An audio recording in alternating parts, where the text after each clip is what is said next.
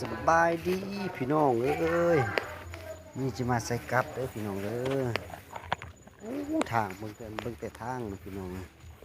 ความคิดลึกโลทางมันนะหลายเทลาวาเสิร์ฟทเป็นนูพุกนะนูพุกใหญ่เสื้อปลาอ้อยนี่ปลาอ้อยหรือว่าปลาหญ้าหวานนะพี่น้องเราจะใส่เอาไว้ละใส่เอาไว้มื้อหน้าเราจึงสิมายามพี่น้องเบิ่งแต่ทางมันหลายเทหลายวาพี่น้องเอ้ย จะเป็นนูพุกตัวนูพุกขนาดใหญ่ครับพี่น้องเบิ่งแต่ทางเหยื่อเฮาตามมันก็เป็นมันต้นนะพี่น้องหรือว่ามันสับปะหลังใส่เอาไว้หรือว่ากลางคืนเฮาจะมายามเนาะยามกับดักหนูเฮาเนาะพี่น้อง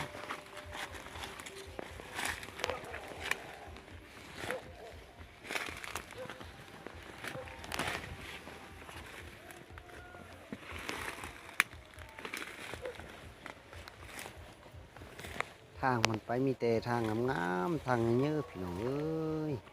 เป็นตาสอนที่ทางมันนี่นะจะมาห่างกับดักเอาไว้นี่พี่น้องเนาะ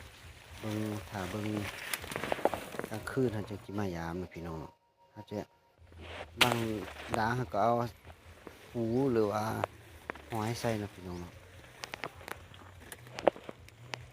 ใส่ป้าไว้นั่นนี่เลยพี่น้องเบิ่งแต่ทางมันพี่น้องหลายเท่าไรว่า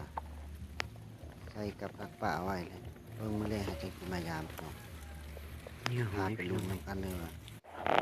ได้หรือ